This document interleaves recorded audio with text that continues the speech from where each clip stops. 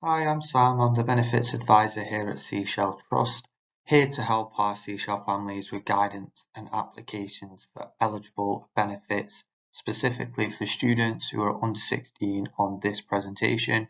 Done another one that focuses on over 16 and a young adult, which basically covers the same stuff, slightly different in certain areas. So if you are watching this one, you want to watch the other one, it is similar content. There's just some specifics around the case studies and also around applying for universal credit um, for themselves rather than as a family. So do check that one out if that is more applicable. All the information on both this one and my other one is an overview. So it's not going into loads of detail. It's just going on what is eligible generally for somebody who's under 16 who has a disability and is a student. I don't go into anything such as personal budgets or anything from adult social care. I wouldn't want to touch those as they're not like it's not my background. Have a working knowledge of it. As a Seashell family, get in touch with your family liaison, and between your family liaison, myself, and contacting a social worker, we can sort that sort of thing out. But yeah, otherwise, this is all dedicated to eligible benefits. Okay, so why are benefits unclaimed? This is a stat graphic from Policy and Practice, so I can't claim that I've done any of this myself. I have just taken this one, so a really good website as well. They've got benefit calculators on there, which are really good to use. This is from the 23-24 financial year. You can have a look at that graphic of where all of the unclaimed benefits are. As you can see, the biggest one there is universal credit. It's probably a bit of a look at, well, there is, isn't there? There's a lack of understanding on how universal credit can support people, and you may even not be claiming it right now. And actually, from the rest of this presentation, you'll be able to see that you could be eligible for it, and kind of break all of that down for you. And that will be my main focus on in this presentation, is the universal credit because of how important it is. In red on the side, I've highlighted the main points from Policy and Practices article where this graph is taken from. Ultimately, what they're trying to achieve and what I'm trying to achieve by showing it is reducing the stigma around UK benefits and promote their importance for people and families who are struggling financially. And it's really here to support anybody in the UK who is feeling any sort of financial hardship for whatever their circumstances are.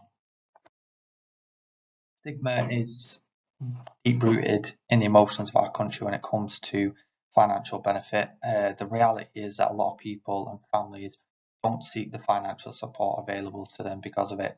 My hope is, like Policy and Practice, we're trying to navigate around some of the complexity and hopefully see where financial support is available to you.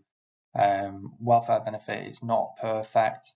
Everybody kind of has a bad story.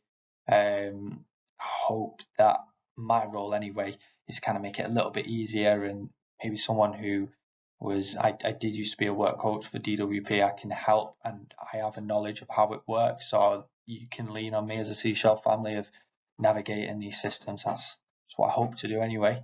So they are here, welfare benefit that is, they are here to support all of us if and when we need it. I end this presentation with a case study, and I'll also give you some Signpost websites to go to that can help you navigate and do a bit of your own reading as well. As my main focus of this presentation is directed towards universal credit, this is a graphic on the government website of the benefit cap. So really important, if you're looking at this, if you're in a couple, so you're living with a partner, if your wages exceed per month 1,835, you won't be eligible. If you're single and have a child living with you, it's the same amount, so it's the same as if you were in a couple. And then if you were single, living on your own, that wage per month would be 1,229. So it's slightly different in London. Put on my notes here, so just in case anybody's living in Greater London, the figures are slightly different. So the increase, so the week, if I took down like the weekly wage here, so outside of Greater London, you can see it's 423. If you're in Greater London, it increases, so it's 486. And if you're single, it's £336 a week. So that's a little bit of difference, just in case you are watching, you're in Greater London. I didn't include on the graphic just because, as it stands at the moment, we've got no Seashell families living in Greater London. Following on from the benefit cap, if you do fall underneath the benefit cap for your monthly earnings, either as yourself or as a family, then you'll be eligible for universal credit. The thing to be aware of there, as you can probably read from the start, so if you pause, you can read it, but I'll waffle over the top as I am doing anyway. Between 6,000 and 16,000 will change the amount that you're eligible for. After 16,000 in capital or income, if you've got that amount, you won't do. If you're going for universal credit, it will completely stop. So just be aware of those figures if you're going for universal credit. The support that you can receive, you've got housing support. It changes depending on circumstances. So who's on the claim, how much you earn, if you've got a child, if you've got two children, or if you've got a child with a disability. So for the purposes of this presentation, we're looking at on your claim, a child with a disability will change it for the higher end as the amount that you will get. If you're on universal credit, your children then get free school meals and a bursary. That changes with age. Purposes Seashell, you'll get free school meals anyway. If, like we've just mentioned there, so for our situation, we've got a child with a disability, we would go for the limited capability for work for a child. A little bit different than when you're applying for an adult. So as a child, you just need to have proof from the GP of your disability and maybe a little bit more evidence, and then you will get the child element of disability. And there's a couple of ways you can go about it, which I'll go into in the next couple of slides. It changes as an adult. So if you yourself, you're applying for your family and you've got a disability that affects you from working, either it might be yourself and a partner, one of you has a disability or a health condition that stops you from working, you could go for limited capability for work. How that would go down is you put in a fit note to your job centre. This would trigger a UC50 form. You would get that, you'd fill it out describing your health condition or disability. You would send it back to the Health Advisory Service. They would check it, hand it back to the DWP for a decision maker to make a decision. And then in the next couple of slides, I'll show you what the different rates of those are. And that process does take quite a few months. Next one, carer's allowance. So if you're a carer, 35 hours or more, so the purposes of our families here at Seashell, you will be caring for your son or daughter for over 35 hours per week. So it's 81.90 that you would get. However, if so, one person can go for only one person can go for carer's allowance for one individual. That person can't earn over £151 a week currently to get the 81.90 a week, which does fall under national living wage amounts of 16 hour part-time work. So the changes from the autumn budget is that from April 2025 that will change. So you'd be able, as a carer, to work a 16-hour national living wage job. And still get the weekly amount, which will increase to 83.29, as you can see there. Additionally, I've put in the local authority support, so the discretionary housing payments and household support funds that currently the local authority have and use on a discretionary basis for who goes in and applies for those. That has been extended to the next to 2025-26 financial period. So 1 billion's been put in for that, and that is for any extra detail on that. If you go on your council website and follow the right searches to find these, it'll have a little bit of criteria, and then you'd phone up as well. Typically, you can apply for them if you're on universal credit, and if you're not, you'd have to look at the criteria for that. Definitely ring your council. And then, yeah, just be aware of those changes that happen. So the obviously the carer's allowance will go up, which is a good thing. And the rest of them will go on to non-means tested benefit on the next slide. Non-means tested benefit doesn't involve a detailed assessment of means, so it doesn't matter what your capital is. If you have a disability and your daily living and your mobility is affected, you'll be assessed on what that is, and you will be given the rates that are applicable to you, and it won't matter what your capital is. If you are applying for your child in this case, and you know what we're speaking about in this presentation, their PIP, obviously it doesn't matter what your capital is, what your child's capital is, you'll gain PIP. However, the money that you get, that's predominantly probably going to go into your account as an appointee. If that goes into your account and then you're on universal credit, and that tips you into that 6,000 where you will be universal credit starts to take a little bit of money off your entitlement, and then if it reaches 16,000, it does go into your overall earnings and your capital. So be careful of that. So it's non-means, so that means that you can get it, but it does add into your account of how much earnings you bring in if it's together. Hopefully that makes sense. The next one that I've got here, disability living allowance, very similar. It's the exact same thing as I just said with personal independence payment.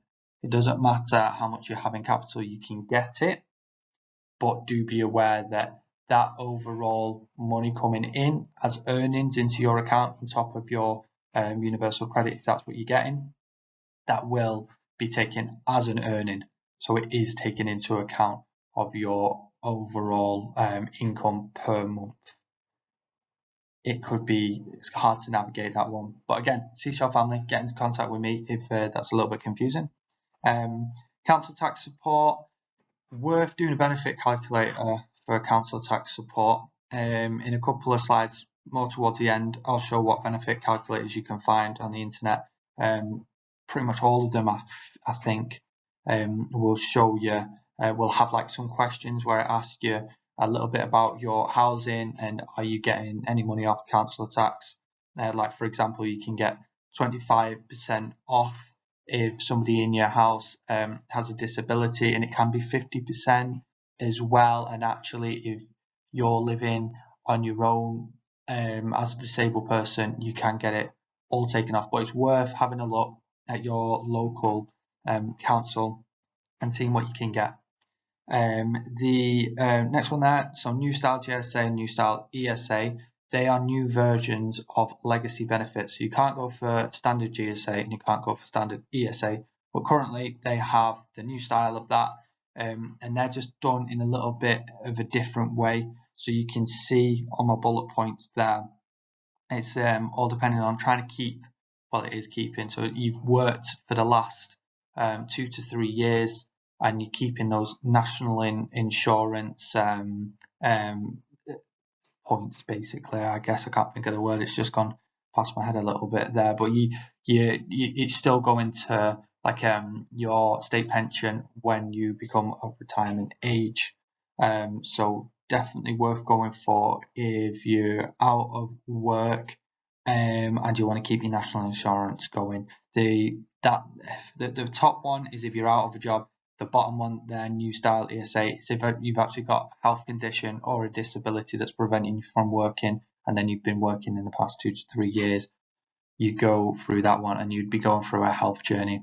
Again, only minimal little bit of information on there. So Seashell family, if you want to talk about those things and you think from those bullet points that's something that actually is what you could go for, get in touch with me. Or if you want to find a little bit more about eligibility, just go to the government website. Included a couple here around childcare, child benefit. So tax-free childcare, 20% off childcare, cuts off after a single parent earner is getting £100,000 per year in their job, and it only goes off one parent's earnings.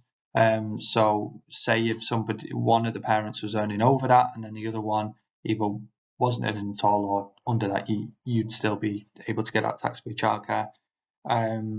Free school meals for infants and reception. That's the case. And then free school meals, if you're on universal credit, will extend to the older years. Actually, at Seashell, throughout school, automatically get free school meals. When you go into college, then you have to apply every single year. So our college admin team will send something at the start of the year, and I help along with that as well. And we just need to show evidence of universal credit, either from a parent or from the child themselves. And I'll be going through how they go through universal credit, and then free school meals will be applied in college.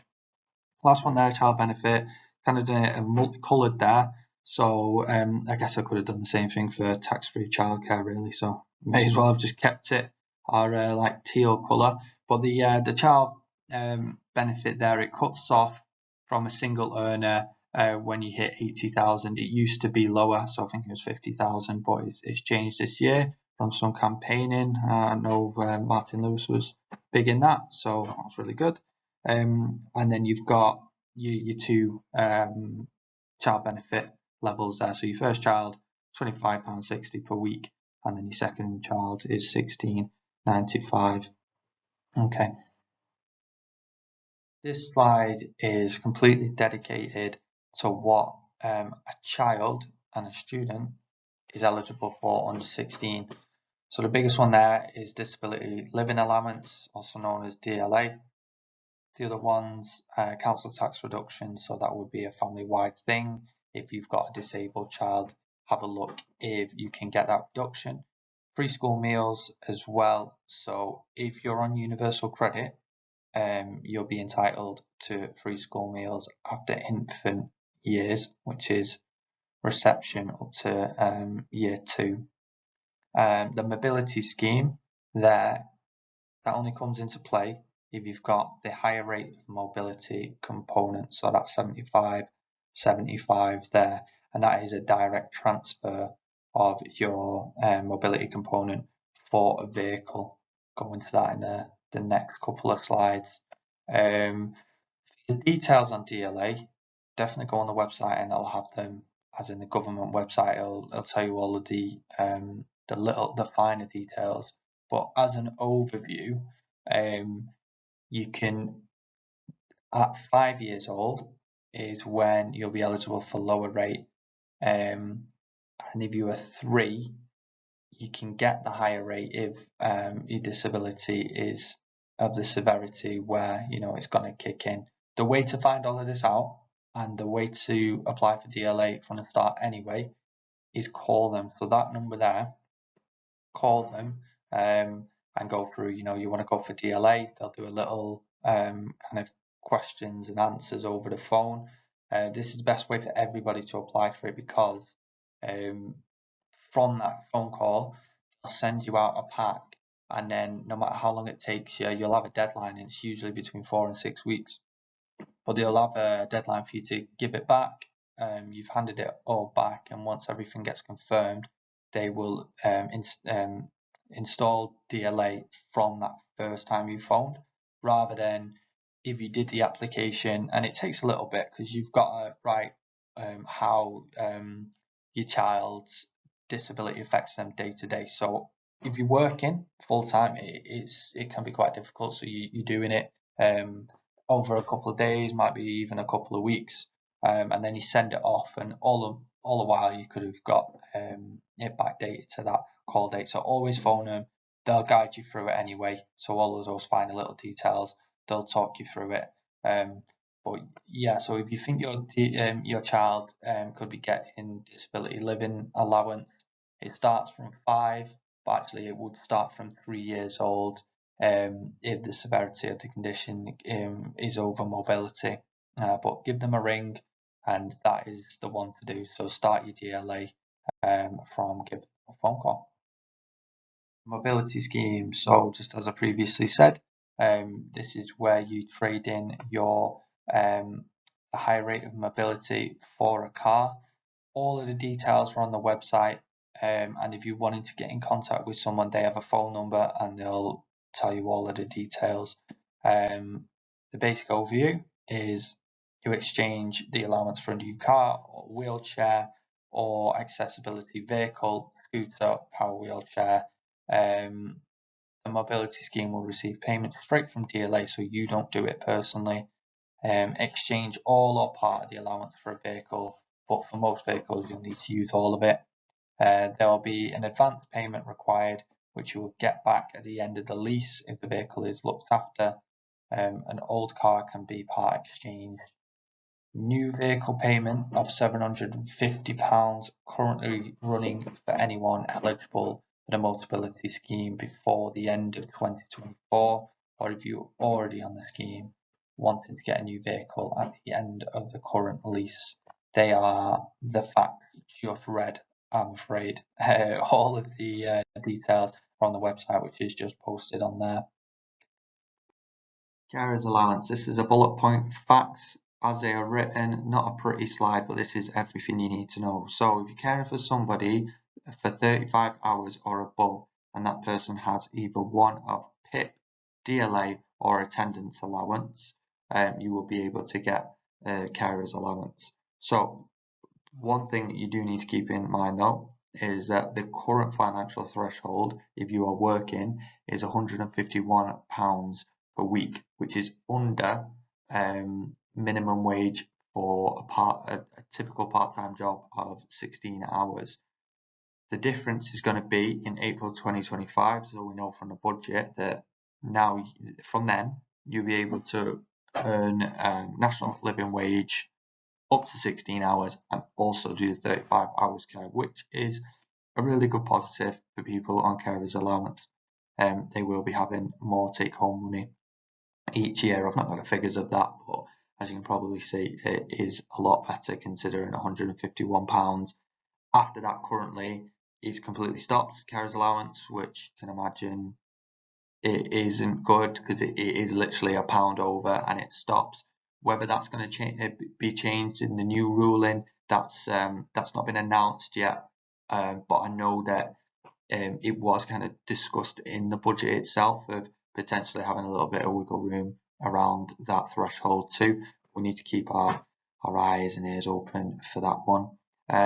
So you can't be getting carers allowance for more than one person. So if you've got multiple people in the house or the family that have one of PIP, DLA, or attendance allowance, you can only care for one person. Another family member, spouse, brother, sister, whatever it is, could then support another person. So you just be aware of that one.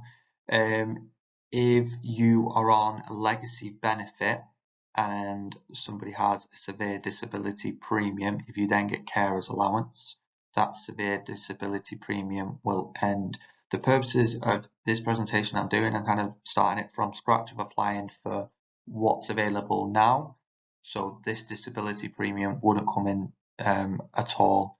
This is more for people who are currently on a benefit which will be migrated over to universal credit in the next couple of years. If you know that you're getting a disability premium, before you go for anything like carers allowance, like just take a pause and weigh up the amounts, because specifically benefit severe disability premium will be more than carers allowance. And you can see carers allowance at the moment, you get a weekly, monthly and annually amounts on the side there. Again, they're due to go up from April 2025, so we've got that financial threshold increase there. and then also an increase in carers allowance itself, just in line with inflation. If you're ineligible for carers allowance because you're over the financial threshold, you can get care credits, carers credits. That's something. Have a little look at that just through typing it in on Google or going through the DWP website, and you can read the criteria on that. If you're a Seashell family, just get in touch with me and I can talk to you more about that one. Just putting in the benefit cap outside Greater London again, just before we go into universal credit specifically, just as a bit of a reminder. So if you're in a couple or you're a single parent with a child living with you, the benefit cap is £1,835 per month. If you're single, it's £1,229. Okay, applying for universal credit. So have a look at those figures on the slide there. Pause obviously if you need to and have a little bit of a look at that while I talk about applying for universal credit. So applying, you will receive your first standard allowance after 5 weeks, and that's because the UC system must calculate an assessment period, which your first one's 5 weeks, anywhere after that is 4 weeks, and that's seeing how much income is coming in to your bank account over 1 month. So if there's no payment in the assessment period, or you're within the benefit cap, which we saw just before on the weeks and the months, if you're within that cap, you'll be entitled to the criteria on the left that suits you. So if you're single under 5, single over 25, and then the next two there as well. So the couple ones there, that's you as a household. So together you would get the 489 if you're under 25, or 617 if you're over 25. When you apply for it online, you will receive a phone call after you've done your online application, and they'll walk you through how to do everything else and how to prove identity, all of those things. You'll also be walked through the child disability application. This will be under 16. This will be proof from your local GP or hospital paediatrician of your child's disability. And then the decision maker will assess if it's the previous slide before, if it's the lower or the higher end.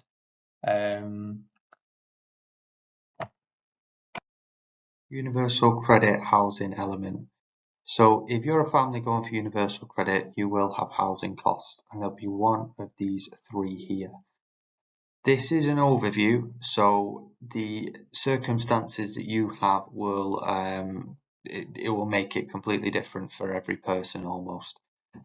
So if you really want to go into detail on this, a benefit calculator is your best bet, which I will be going through a case study shortly. We'll just do a bit of an overview though. So the first one of those three, support for mortgage interests. So shortened to an SMI because acronyms are what keeps the DWP together. The max amount that you can get the interest for, and if you see that 3.66% is the current amount of SMI interest support that can be given. The max for it is if you have mortgage of 200,000, that's the max.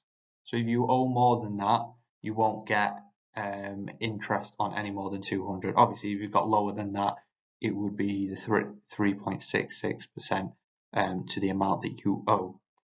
So obviously a little bit complicated, and again the benefit calculator will support you figuring all of this out. But the example there is, say if you had 250,000 of your mortgage left to pay, you'd be eligible for up to 200,000 there. So all the current SMI interest rate, you'll get a loan of 3.66% of 200,000 across a year. That equates to the amounts that you can see, and then the monthly amount. So that's short how that would work. Next one, local authority, housing association or council. So full pay will be given through universal credit. if you've got spare bedrooms, then your deductions will apply. So if you've got one spare bedroom, you get 14% deducted. Two spare bedrooms, 25% gets deducted as well. They do actually consider as well if you've got, say, you've got two children, so you've got the parent room and you've got two children and they've got a room each. If they are the same gender, then they do look at deducting one of the rooms because they could share. Again, that's a little detail. Do a benefit calculation to have a bit of a better idea of these. The last one then, private landlord, local housing allowance. So a calculation is used depending on how many people live in the house rather than the bedrooms. So any sort of deductions would apply depending on how many people you've got in the house. Can't stress it enough, just a little bit of an overview, this one. Anything more, we'll go into benefit calculation and I'll show you a link of trying to find those. So this is my case study. This is pushing all of the monetary boundaries to like the max really, and to show how you can get the most money. That's probably not a good term, but how you would receive the most amount of benefit depending on a circumstance which is relatable to a family who has a child with a disability. So I've taken a family, a mum and dad, and then they've got two children. So the dad works full time on national minimum wage. The mum is getting carer's allowance for one child who has a disability, and they're working 6 hours a week on national living wage again. So that the reason why I've done it 6 hours is because I calculated that is basically under the 150, and also it's putting them both together. So the dad's earnings and the mum's earnings is under the benefit cap. So if you remember, it's 1,835. So those two together are underneath that from the take-home pay. So I've done it like that on purpose. Then the two children, so we've got one qualifying disability for the higher care and higher mobility component, and also eligible for child benefit. And then we've got a second child, no disability, but child benefit is eligible there. I've then combined the two wages together. So as you can see, it's 1,826.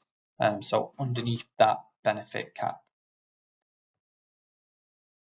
So this is the household bills before any benefit is applied. So taking this from, you can see there, skint dad, it's just an average rate of what council tax, rent, water, gas and electric is over the UK. So coming out of that is the household bills there is 1,464, and if we're taking the take-home pay and take that off it, they're left with £362 for everything else. So that'd be food, everything else that you can think of other than the basics, which I think can all agree is not enough to live on a month, especially for two children and especially with a child who has a disability and has higher needs. So this is a benefit calculation. I'll show you where I got this from just after we've done this. But this is something that anybody could do, just to give you a rough idea of what benefits you are eligible for.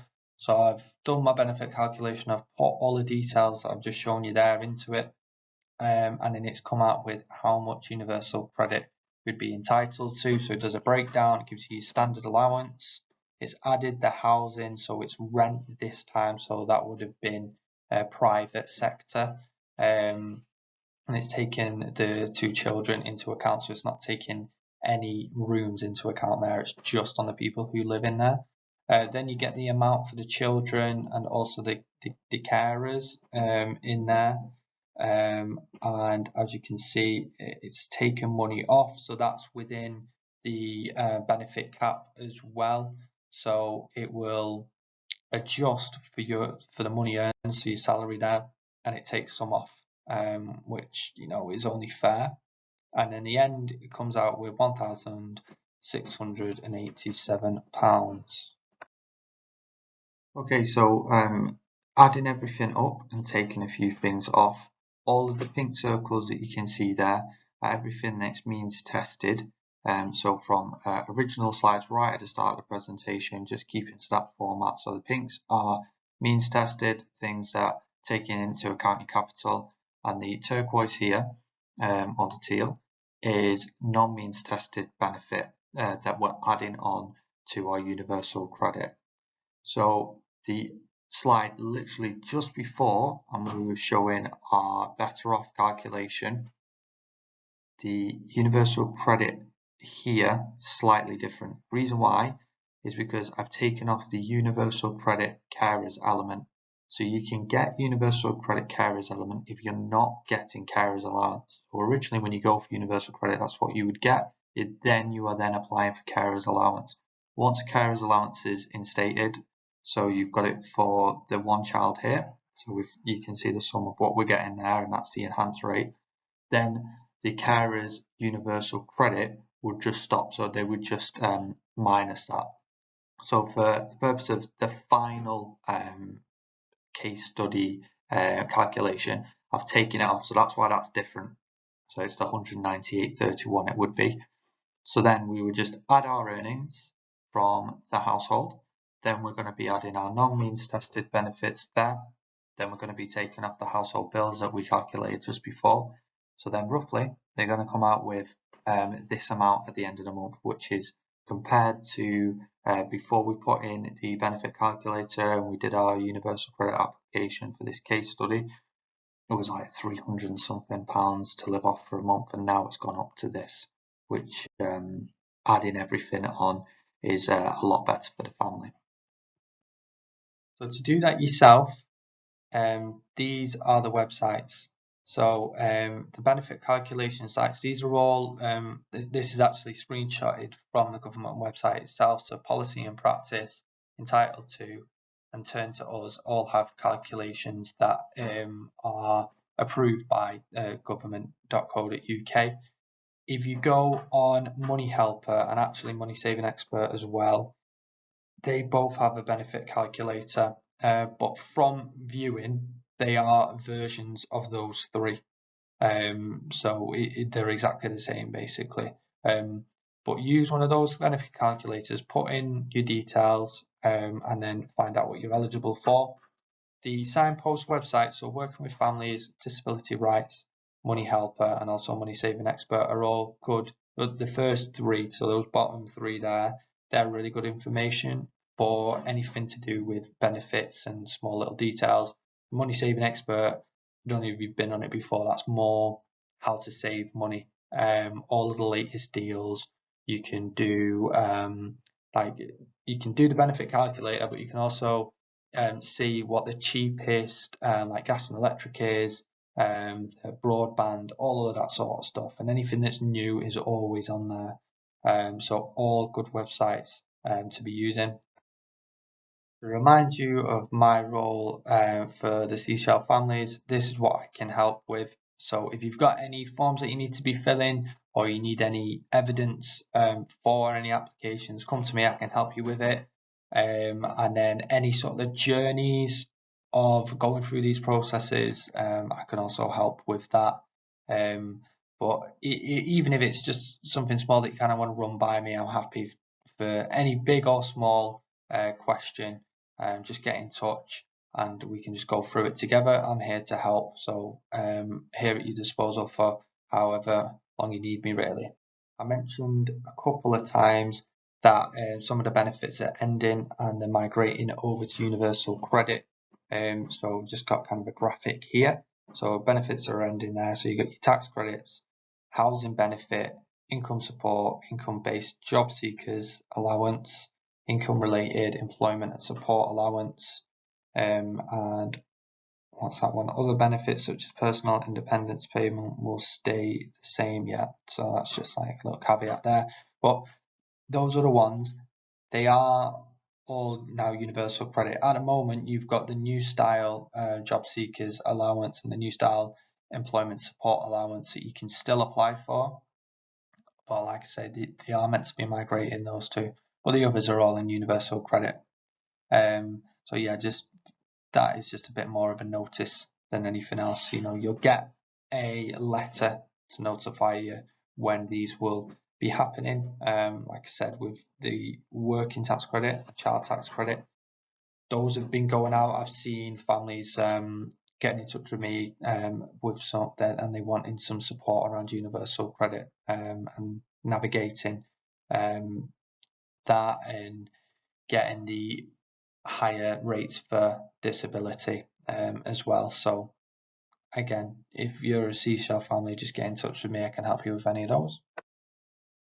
One of the other migrations that you'll see when your child does hit 16 is they'll go from disability living allowance to personal independence payment. So there's a little bit of a journey with that.